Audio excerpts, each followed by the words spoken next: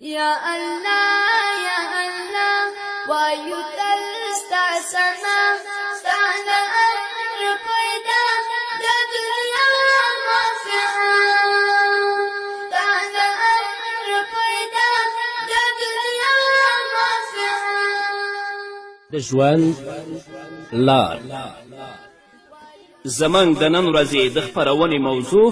بیا هم جنتي میرمن. عزيز الجبار بارئ الغفار فاتح العليم بسم الله الرحمن الرحيم. الحمد لله رب العالمين حمد الشاكرين، الصلاة والسلام على سيد الأنبياء والمرسلين سيدنا ونبينا وشفيعنا ومولانا محمد وعلى آله وأصحابه الطيبين الطاهرين. قدرمنو اوریدونکو د ژوند د لارې د خپرونې مینوالو، السلام علیکم ورحمة الله وبرکاته. ستاسو روغتیا او خوشحالي د پاک رب نه غواړم، په دې هیله چې د صحت او عافیت جامې پر تن ولرئ او خوشحالي مو په برخه وي. دا دی زه محمد یاسین فهیم د ژوند د لارې د خپرونې په وړاندې کولو کې ستاسو په خدمت کې یم. زموږ د نن ورځې د خپرونې موضوع بیا هم جنتي میرمن. درنو اوریدونکو، ترمذي صاحب د مجمع الزوائد او طبرانی د حضرت عبدالله ابن عمر رضی الله تعالی عنهما په روایت سره یو مرفوع حدیث را نقل کړی. عن ابن عمر مرفوعا قال المرأة عورة إنها إذا خرجت من بيتها استشرفها الشيطان وإنها لا تكون أقرب إلى الله منها في قعر بيتها. حضرت عبدالله ابن عمر رضی الله تعالی عنهما نه روایت دی چې نبی کریم صلی الله علیه وسلم وفرمایل ښځه عورت ده، یعنی داسې سیز دی چې په پرده کې پټول مناسب دی. کله چې دا د کوره ووځي نو شیطان ورباندې غالب شي او الله پاک ته زیاته نږدې د کور په ګوټ کې وي، د دې دپاره چې بازاري شیطان یې په ګناه کې مبتلا نه کړي. د نبی کریم صلی الله علیه وسلم په دې مبارک حدیث کې خویندو ته تاکید شوی دی چې دوی د پرده کې اوسیږي. اصل سیز د دوی دپاره پرده ده، بغیر د سخت ضرورت نه د کوره بهر قدم نه اخلي. ځکه کله چې ښځه د کور نه بهر ووځي نو شیطان ورسره ملګری شي او د خپلې مرضي او د خپلې خوښې موافق دا په ګناه ور اچوي. کم از کم بې پردګي او پردو خلکو ته زینت ښکاره کول خو ضرور ورباندې شیطان کوي. نبی کریم صلی الله علیه وسلم چې فرمایي استشرفها الشیطان، د دې نه انساني شیطانان هم مراد کیدی شي، لکه فاسقان، فاجران او خراب خلک چې هغوی په کوڅو او په لارو کې ناست وي او پردیو ښځو ته ګوري. نن تاسو وګورئ هغه خویندې چې په فاسده جامه کې مکتبونو ته روانې دي یا پوهنتونونو ته روانې دي، هغوی په دې پوهیږي چې څومره انسي شیطانان دوی پسې روان دي. د خویندو دپاره څومره د شرم او رسوایي خبره ده چې د دوی د بې پردګي د وجې نه هغوی د سترګو په زنا کې مبتلا شي. همدغه خویندې چې بې پردې او په فاسد لباس سره د کوره اوځي او همدغو فساقو او فجارو ته د سترګو د زنا موقع برابروي. په ګناه کې دواړه شریک دي. که سړی ګنهګار دی نو دا ښځه هم ګنهګاره ده، ځکه همدغې ښځې هغه سړي ته د سترګو د زنا دعوت ورکه، رغبت او د ځان طرف ته د نظر کولو په صورت کې دا ښځه ګناه کوي او نارینه هم ځان سره په ګناه کې شریک کوي. نن ورځ موږ وینو چې اکثره خویندې د خپلو کورونو نه بې پردې وځي او که جامه یې هم په تن وي داسې جامه یې اغوستې وي چې د خلکو توجه ځان طرف ته جلبوي. دا د ښځو فطرت دی چې کله ښې جامې واغوندي او ښه ځان برابر کړي نو بیا یې دا خواهش وي چې ما څوک وویني. که سړی نه وي نو په ښځو خو ضرور او خامخا ځان ویني. دا چې فاسدې او نیمه لوڅې جامې اغوندي او د کوره وځي دا زینت د چا لپاره دا سنگار د چا لپاره دا د پردو خلکو لپاره نه دی د چا لپاره دی د آخرت په ورځ به د الله په حضور کې نه بریږي الله به درنه پوښتنه نه کوي تاسو ته وایم خویندو زما په خبرو مه خفه کیږئ زه واقعیت درته وایم کله چې تاسو پردو ودونو ته ځئ نو د هغې نه ښې جامې چې تاسو نه لرئ هغه په ځان کړئ ځکه چې تاسو د جسم او د خپل د پوشاک نمایش کوئ په خپله هم ګناه کوئ او نور خلک هم په ګناه باندې راوچتوئ عام طور په ښاریو کې حتی اوس په کلو کې هم ښځې د کوره وځي ځان لپاره جامې اخلي او د کور سودا ښځه نن ورځ کور ته وړي زموږ فقها لیکي چې ښځې دې د مانځه لپاره جوماتونو ته نه ځي دا د دې لپاره چې نن فتنه ده هسې نه چې زموږ خویندې په فتنه کې پرېوځي بازارونه چې د الله رب العزت په نزد د ټولو نه بدترین مقامات او بدترین ځایونه دي نو څنګه هغوی په ازادي سره وځي او په بازارونو کې ګرځي زموږ علما دا لیکي چې مقدس اماکن چې جوماتونه دي خویندې د هلته د مانځه لپاره نه ځي ځکه د فتنې ویره ده نن ورځ چې تاسو آزاده په بازارونو په زیارتونو او په دفترونو کې ګرځئ دا به د کوم ځای نه تاسو ته اجازت وي تاسو به الله رب العزت د آخرت په ورځ په خپل حضور کې نه درئ الله به درنه پوښتنه نه کوي همدارنګه طبراني او صاحب د کنز العمال د حضرت میمونې بنت سعد رضی الله تعالی عنها یو مرفوع حدیث را نقل کړی عن ميمونة بنت سعد رضي الله عنها مرفوعا قال رسول الله صلى الله عليه وسلم ما من امرأة تخرج من شهرة من الطيب فينظر الرجال إليها إلا لم تزل في سخط الله حتى ترجع إلى بيتها حضرت میمونه بنت سعد رضی الله تعالی عنها فرمایي چې محمد رسول الله صلی الله علیه وسلم وفرمایل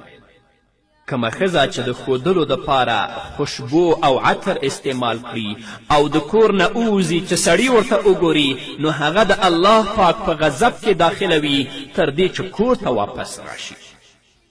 نن هغه ښځې چې په کور کې ښایسته لباس اغوندي خوشبویي لګوي په بازارونو کې ګرځي یا په دفترونو کې ګرځي دوی د الله نه نه هیریږي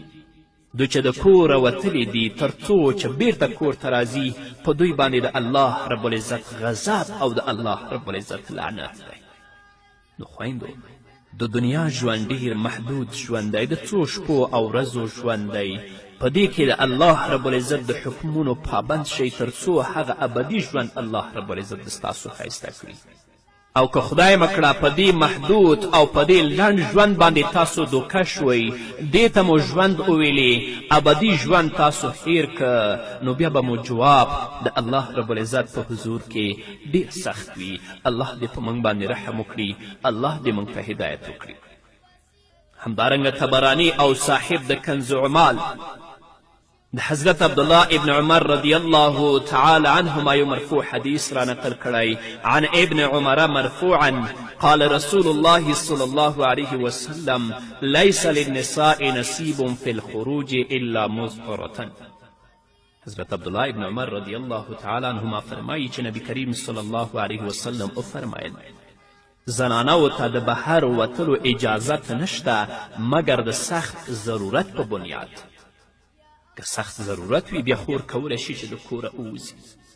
رسول الله صلی الله علیه وسلم په دې حدیث کې فرمایي چې ښځو ته د عام وتلو اجازت نشته نن سبا د ښځو وتل ډیر عام شوي دي بغیر د ضرورت نه په بازارونو کې ګرځي بغیر د ضرورت نه ګوره چې په زیارتونو کې ګرځي د ضرورت کارونه خو سړي کولی شي ښځې خو نه کوي لیکن بیا هم دوی د سړو نه وړاندې شوي وي او هغه کارونه په خپله کوي چې هغه د سړو پورې مربوط وي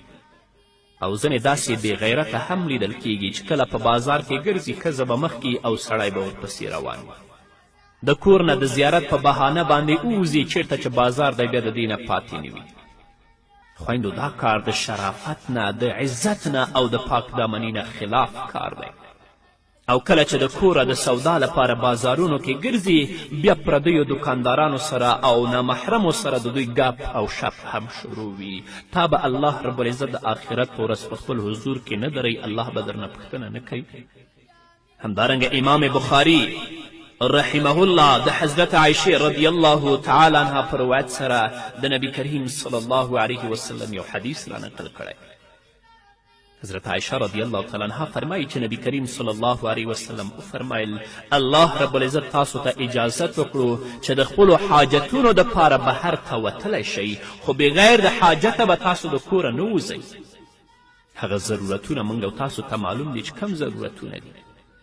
هغه کارونه چې ستاسو نارینه کولی شي تاسو ته مناسب نه ده چې د کوره ووځئ او هغه کار تاسو پخپله وکړئ هو که ستاسو نارینه په کور کې نه وي یو ماشوم ډیر سخت مریض کیږي کولی شي خورې او مورې چې هغه تر ډاکټره پورې ورسوي دا نه چې خاوند په کور کې نشته برقه یا پوڼۍ په سر راواخلي چې چیرته زیارت دی تا نه پاتې نه دی چې چیرته کوټګر دی د ستا نه پاتې نه دی او چې چیرته بازار دی ستا نه پاتې نه دی رسول الله صلی الله علیه وسلم د دې حدیث نه موږ ته دا معلومات کیږي چې په زنانو باندې دومره پابندي نشته چې د خپلو ضروریاتو دپاره هم بهر ته تلی نشي د مرګ او پیدایش د بیمارانو د عیادت او د خپلو خپلوانو سره د ملاقات په سلسله کې وتلی شي مګر په دې امورو کې د شریعت د تعلیماتو مطابق پرده او د خاوند اجازت هم لازم دی ستاسو یوازې تګ هم جایز نه دی خپل نارینه سره د کور نه اوځئ که نږدې ځای وي نو ځان سره یو ماشوم کړئ هسې نه چې فاسد او فاجر خلک دا خیال وکړي چې یوازې ده او د شرافت خلاف کار ونه کړي نن ورځ زموږ خویندې چې یوازې د کورونو نه اوځي خویندو دا کار د شرافت او د پاکدامني او د عزت نه خلاف کار دی خپل عزت او خپله پرده په خپله وساتئ د نن سبا آزادې جنکۍ او ښځې چې کله وغواړي او چیرته وغواړي د خاوند او نورو نارینهو د اجازت نه بغیر وځي په بازارونو کې ګرځي دا کار د الله رب العزت د غضب او د الله رب العزت د لعنت سبب دی د الله نه وویرېږئ راشئ د الله رب العزت کلام ولولئ چې الله رب العزت تاسو ته په خپل کلام کې ای خویندو څه پیغام لري راشئ د محمد رسول الله صلی الله علیه وسلم احادیث ولولئ چې محمد رسول الله چې ستاسو پیغمبر دی تاسو امتیان یاستئ تاسو ته څه پیغام لري ته چې نن فاسدې جامې اغوندې ځان سینګاروي او قسمه قسمه خوشبویي لګوي په بازارونو په زیارتونو کې ګرځې الله به درنه پوښتنه نه کوي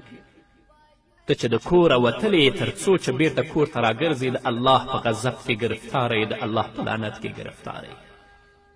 نه خویندو عزت په دین کې دی شرافت په دین کې دی تاسو د الله د حکمونو او د محمد رسول الله صلی الله علیه وسلم د ویناو پابندې شئ الله رب العزت به عزت د دنیا هم درکړي او الله به عزت د آخرت هم درکړي په همدې هیله درنو اوریدونکو نور به هم واورو خو د یوې دمې نه وروسته یا الله یا الله وایو تل ستا ثنا ستا د امر پیدا د دنیا منفعه یا الله یا الله وایو تل ستا ثنا ستا د امر پیدا د دنیا منفعه تو عزیز الجبار تباری الغفار تفاتيح العليم تملك القهار درنو اوریدونکو بیا هم زموږ سلامونه ومنئ طبرانی او صاحب د کنز العمال د حضرت عبدالله ابن عمر رضی الله تعالی عنهما یو مرفوع حدیث را نقل کړی هغه فرمایي عن ابن عمر مرفوعا قال رسول الله صلى الله عليه وسلم ليس للنساء نصيب في الخروج إلا مضطرة وليس لهن نصيب في الطرق إلا الحواشي حضرت ابن عمر رضی الله تعالی عنهما نه روایت دی چې نبی کریم صلی الله علیه وسلم وفرمایل د زنانو دپاره د وتلو اجازت نشته مګر چې سخت ضرورت وي او په لارو کې صرف په غاړه دې تګ کوي د لارې په منځ کې دې نه ځي رسول الله صلی الله علیه وسلم په دې حدیث کې د ضرورت دپاره د کور نه د وتلو طریقه ښودلې ده خورې چې د ضرورت د وجې نه ته د خپل کور نه اوځې نو د لارې په منځ کې مه ځه ځکه چې د لارې په منځ کې په عام طور سره تیزې سورلۍ او سړي روان وي نو د سړو سره به د اختلاط نه ته بچ شي که د لارې په ګوشه کې لاړه شي. نو ای زما میندو او زما خویندو، اول خبره خو دا ده چې بغیر د ضرورت نه بازارونو کې او سړکونو کې مه ګرځئ. د زړه مشغولولو او خیال بدلولو دپاره یوې نیکې ښځې ته لاړ شئ چې د هغې نه دین یاد کړئ. که د ډیر سخت ضرورت د وجې نه بازار او سړک ته وځئ نو په غاړه غاړه تګ کوئ، خپل شرافت او حیا باقي وساتئ. په دې کې عافیت او ثواب دی. د دې په بدله کې به الله رب العزت تاسو ته جنت درکوي. همدارنګه ابو داود د حضرت ابي اسید رضی الله تعالی عنه په روایت سره د نبي کریم صلی الله علیه وسلم یو حدیث رانقل کړی. عن أبي أسيد رضي الله تعالى عنه قال قال رسول الله صلى الله عليه وسلم وهو خارج من المسجد وقد اختلط الرجال مع النساء في الطريق فقال استاخرنا فليس لكن أن تحققن الطريق عليكن بحافات الطريق. حضرت ابو سید رضی الله تعالی عنه فرمای چې نبی کریم صلی الله علیه وسلم د جماعت نه بهر تشریف فرماو. سړي او ښځې یو بل سره په لار باندې مخلوط ولیدل نو نبی کریم صلی الله علیه وسلم وفرمایل دا ښځې د شاته شي، تاسو ته د لارې په منځ کې د تللو اجازت نشته، په تاسو لازم دی چې د لارې په غاړه ځئ. نو د نبی کریم صلی الله علیه وسلم د دې وینا نه پس ښځې به دیوال پورې بلکل پیوستللې، د دیوال په بیخونو کې به ښځې روانې وې. نن رستله شه په بازارونو کې وګرځه، قسم په الله که د ښځو نه لاره پیدا کړي چې یو ځای لاړ شي یوه سودا واخلي. آیا دوی د الله بندگانی نه دي؟ دوی د محمد رسول الله امتیانې نه دي؟ الله رب العزت به دوی نه د یوې بنده په صفت باندې د آخرت په ورځ پوښتنه نه کوي؟ نه خویندو، د الله نه وویرېږئ، د الله د حکمونو او د الله رب العزت د اوامرو پابند شئ تر څو الله رب العزت تاسو ته بخښنه وکړي. او دا چې ټوله ورځ په بازارونو په زیارتونو کې تیروئ، چیرته چې کوډګري تاسې ور روانې یاستئ، جواب به مو د آخرت په ورځ د الله رب العزت په حضور کې بیا ډېر سخت. همدارنګه صاحب د ترغیب و ترهیب د ام المؤمنین حضرت عایشې صدیقې رضی الله تعالی عنها په روایت سره د محمد رسول الله یو حدیث رانقل کړی. عن عائشة رضي الله عنها قالت بينما رسول الله صلى الله عليه وسلم جالس في المسجد دخلت امرأة من مزينة ترفل في زينة لها في المسجد فقال النبي صلى الله عليه وسلم يا أيها الناس انهوا نساءكم عن لبس الزينة وتبختر في المسجد فإن بني إسرائيل لم يلعنوا حتى لبس نساؤهم الزينة وتبختروا في المسجد. ام المؤمنین حضرت عائشة صدیقه رضی الله تعالی عنها فرمای چې نبی کریم صلی الله علیه وسلم په جماعت کې ناست و چې د مزینه قبیلې یوه ښځه جماعت ته راننوتله. هغه ښځه د خپل د زینت په لباس کې په جماعت کې په ناز او انداز روانه وه. محمد رسول الله وفرمایل ای خلکو، خپلې ښځې د زینت د لباس اچولو نه او په جماعت کې په ناز سره د تللو نه منع کړئ، ځکه بني اسرائیلو باندې لعنت ونه کړی شو تر دې چې ښځو یې د زینت لباس واچوه او په جماعت کې په ناز باندې تلل شروع کړل. نن خو جماعتونه پرېږده چې دوی د زینت جامې اغوندي، په ناز او انداز سره په بازارونو کې ګرځي، پردو خلکو ته ځانونه اورښیي. آیا دا لعنتیانې نه دي؟ آیا دا د الله رب العزت د قهر او د غضب مستحقې نه دي؟ د محمد رسول الله د دې حدیث نه موږ ته دا معلومات کیږي چې بهر ته په زینت او سنګار کې د خویندو وتل دا د الله رب العزت د لعنت سبب دی، او بني اسرائیل ملعون او د عذاب مستحق د دې وجې نه شول چې د هغوی ښځو زینت او سنګار عام کړی و. د دې نه موږ ته دا معلومات کیږي چې دا دومره منحوس او ملعون کار دی چې د دې په وجه په پوره قوم باندې تباهي راځي. نو مشرانو، پلرونو، خاوندانو، خپلې خویندې خپلې میرمنې د خپلې لورګانې د داسې قسم وتلو نه منع کړئ کنې د آخرت په ورځ به الله رب العزت ستاسو نه هم پوښتنه کوي د الله رب العزت د سوال نه به بیا خلاص نشئ همدارنګه بزاز د حضرت علی کرم الله وجهه په روایت سره د نبی کریم صلی الله علیه وسلم یو حدیث رانقل کړی عن علي رضي الله عنه أنه كان عند رسول الله صلى الله عليه وسلم فقال أي شيء خير للمرأة فسكت فلما رجعت قلت لفاطمة أي شيء خير للنساء قالت لا يراهن الرجال حضرت علی کرم الله وجهه فرمای چې زه نبی کریم صلی الله علیه وسلم سره وم نو محمد رسول الله وفرمیل کوم یو څیز د ښځې دپاره بهترین دی خلک ټول خاموشه پاتې شول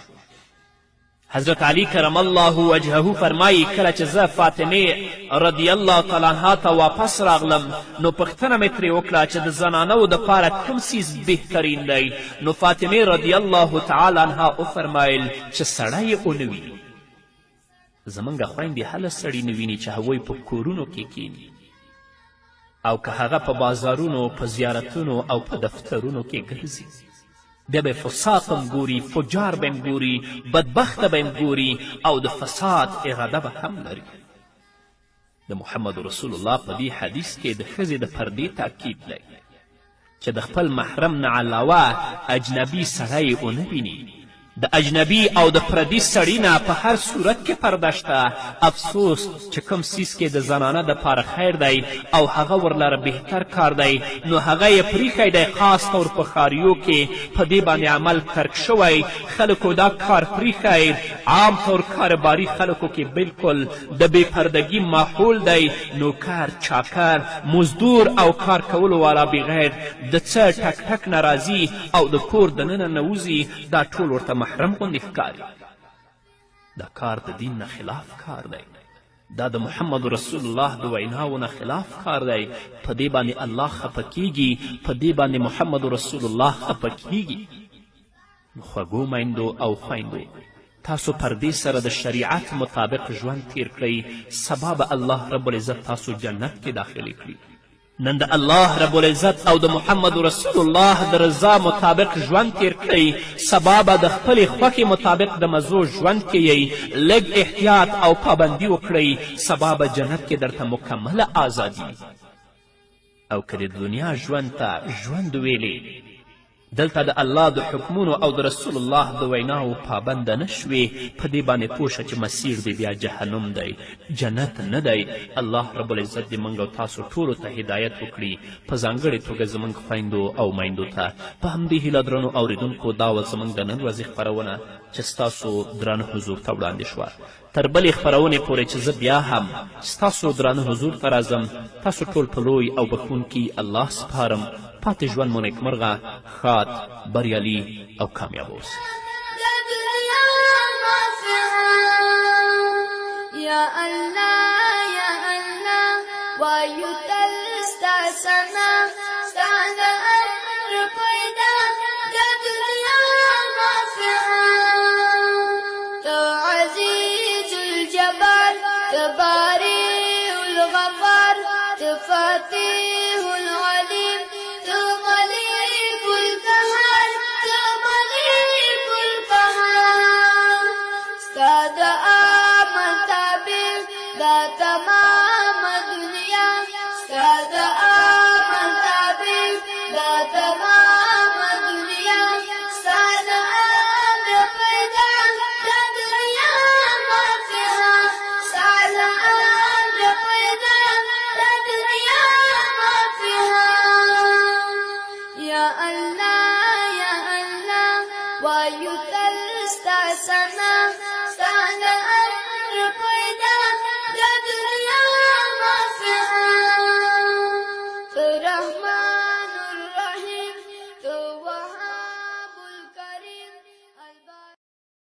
یا الله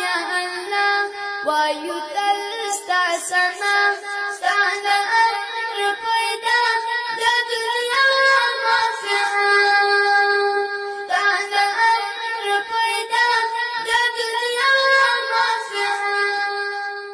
ژوند لار. زموږ د نن ورځې د خپرونې موضوع بیا هم جنتي میرمن.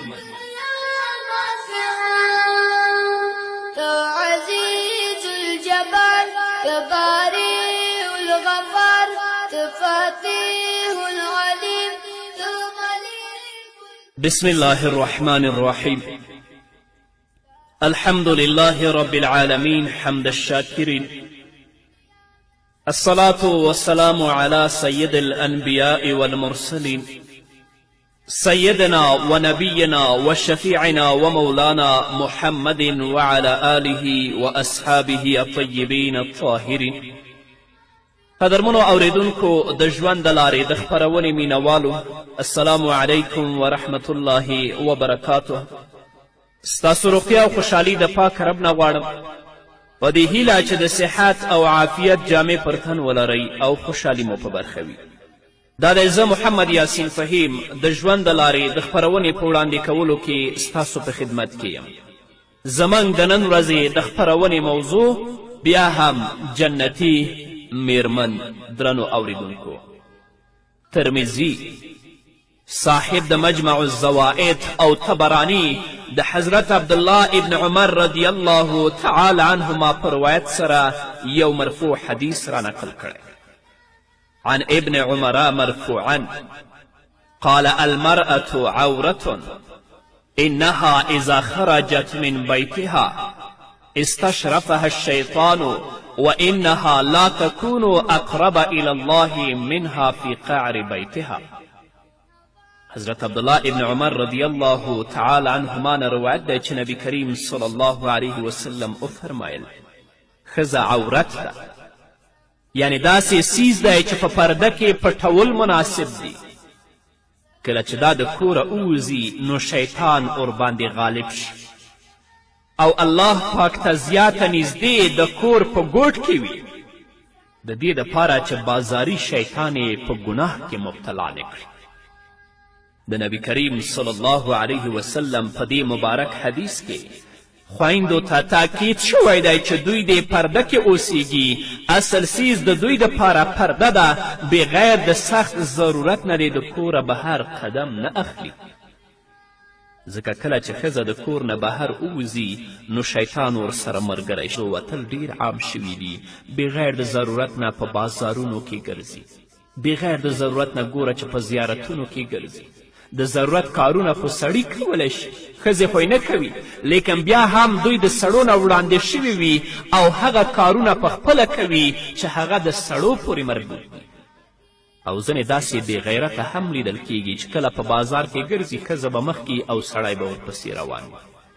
د کور نه د زیارت په بهانه باندې ووځي چیرته چې بازار دی، بیا د دې نه پاتې نه وي. خویندو، دا کار د شرافت نه، د عزت نه او د پاک دامني نه خلاف کار دی.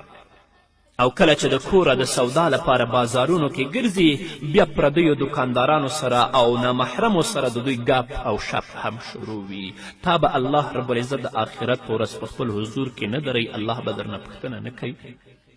همدارنګه امام بخاري رحمه الله د حضرت عایشې رضی الله تعالی عنها په روایت سره د نبی کریم صلی الله علیه وسلم یو حدیث را نقل کړی. حضرت عایشه رضی الله تعالی عنها فرمایي چې نبی کریم صلی الله علیه وسلم وفرمایل الله رب العزت تاسو ته اجازت وکړو چې د خپلو حاجتونو دپاره بهر ته وتلی شئ، خو بغیر د حاجته به تاسو د کوره نه وځئ. هغه ضرورتونه موږ او تاسو ته معلوم دي چې کم ضرورتونه دي.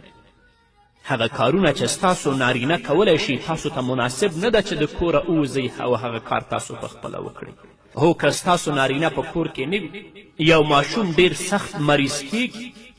کولی شي خورې او مورې چې هغه تر ډاکټره پورې ورسوي. دا نه چې خاوند یې په کور کې نشته، برقه یا پوڼۍ په سیره واخلي چې چیرته زیارت دی تا نه پاتې نه دی، چې چیرته کوټګر دی د ستا نه پاتې نه دی، او چې چیرته بازار دی ستا نه پاتې نه دی. د رسول الله صلی الله علیه وسلم د دې حدیث نه موږ ته دا معلومات کیږي چې په زنانو باندې دومره پابندي نشته چې د خپلو ضروریاتو دپاره هم بهر ته تلی نشي. د مرګ او پیدایش د بیمارانو د عیادت او د خپلو خپلوانو سره د ملاقات په سلسله کې وتلی شي مګر په دې امورو کې د شریعت د تعلیماتو مطابق پرده او د خاوند اجازت هم لازم دی ستاسو یوازې تګ هم جایز نه دی خپل نارینه سره د کور نه اوځئ که نږدې ځای وي نو ځان سره یو ماشوم کړئ هسې نه چې فاسد او فاجر خلک دا خیال وکړي چې یوازې ده او د شرافت خلاف کار ونه کړي نن ورځ زموږ خویندې چې یوازې د کورونو نه اوځي خویندو دا کار د شرافت او د پاکدامني او د عزت نه خلاف کار دی خپل عزت او خپله پرده په خپله وساتئ د نن سبا آزادې جنکۍ او ښځې چې کله وغواړي او چیرته وغواړي د خاوند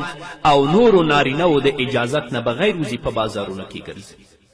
دا کار د الله رب العزت د غضب او د الله رب العزت د لعنت سبب دی د الله نه وویرېږئ راشئ او د خپلې مرضي او د خپلې خوښې موافق دا په ګناه ور اچوي کم از کم بې پردګي او پردو خلکو ته زینت ښکاره کول خو ضرور ورباندې شیطان کوي نبی کریم صلی الله علیه وسلم چې فرمایي استشرفها الشیطان د دې نه انساني شیطانان هم مراد کیدی شي لکه فاسقان فاجران او خراب خلک چې هغوی په کوڅو او په لارو کې ناست وي او پردیو ښځو ته ګوري نن تاسو وګورئ هغه خویندې چې په فاسده جامه کې مکتبونو ته روانې دي یا پوهنتونونو ته روانې دي هغوی په دې پوهیږي چې څومره انسي شیطانان دوی پسې روان دي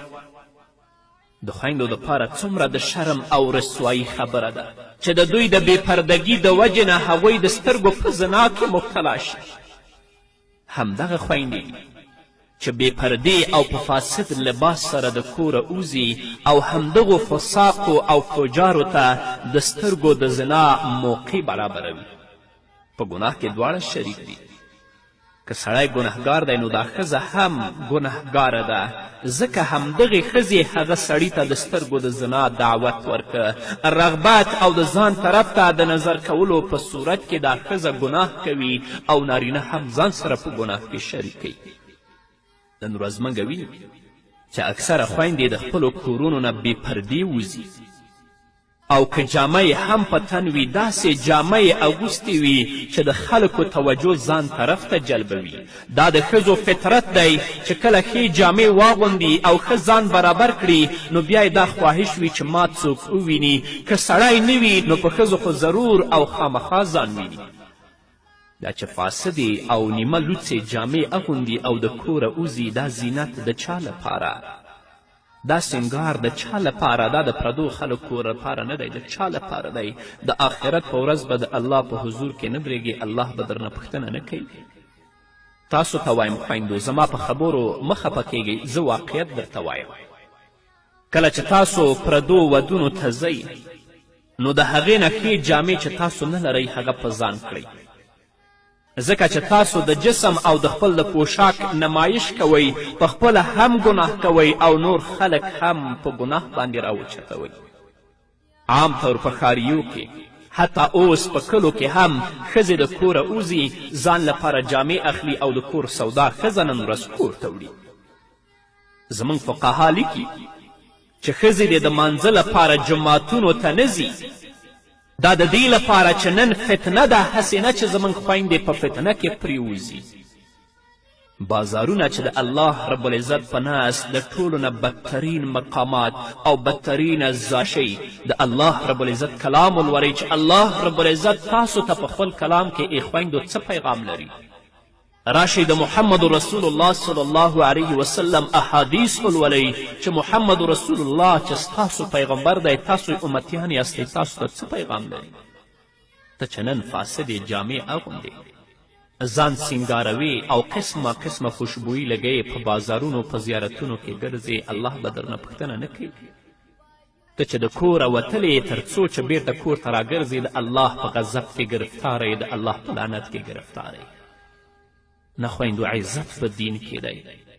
شرافت په دین کې دی. تاسو د الله د حکمونو او د محمد رسول الله صلی الله علیه وسلم د ویناو پابندې شئ. الله رب العزت به عزت د دنیا هم درکړي او الله به عزت د آخرت هم درکړي. په همدې هیله درنو اوریدونکو نور به هم واورو خو د یوې دمې نه وروسته. یا الله یا الله وایو تل ستا ثنا، ستا نه امر پیدا د دنیا منفعه. یا الله یا الله وایو تل ستا ثنا، ستا نه امر پیدا د دنیا منفعه.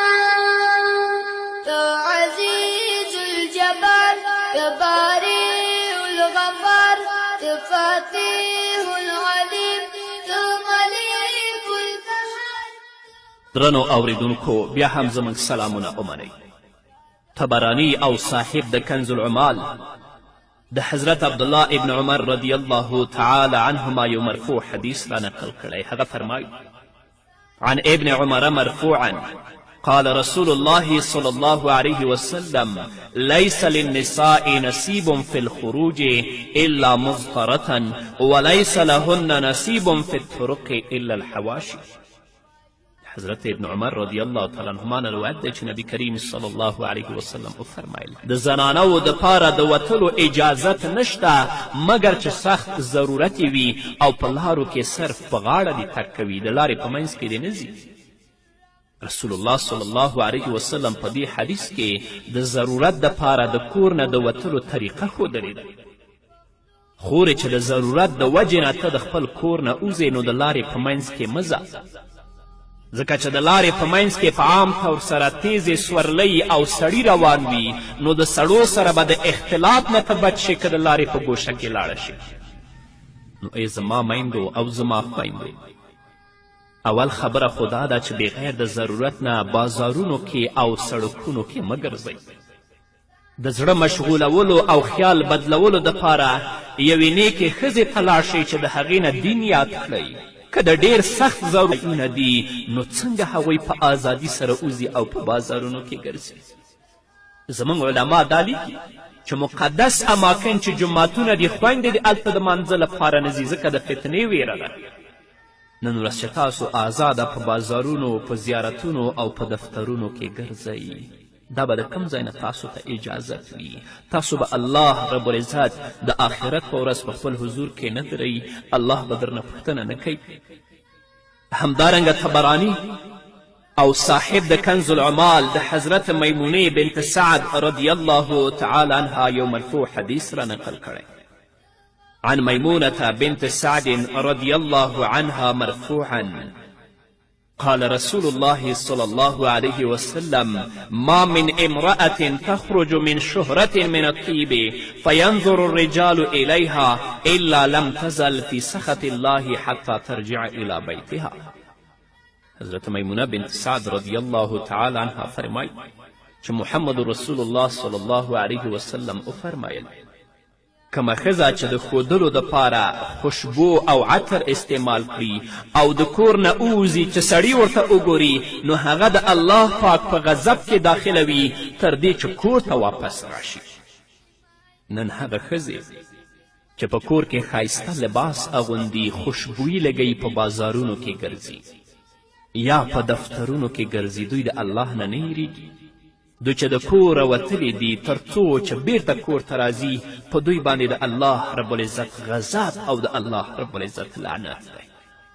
نو خویندو د دنیا ژوند ډېر محدود ژوند دی، د څو شپو او ورځو ژوند دی. په دې کې د الله رب العزت د حکمونو پابند شئ تر څو هغه ابدي ژوند الله رب العزت د ستاسو ښایسته کړي. او که خدای مکړه په دې محدود او په دې لنډ ژوند باندې تاسو دوکه شوئ،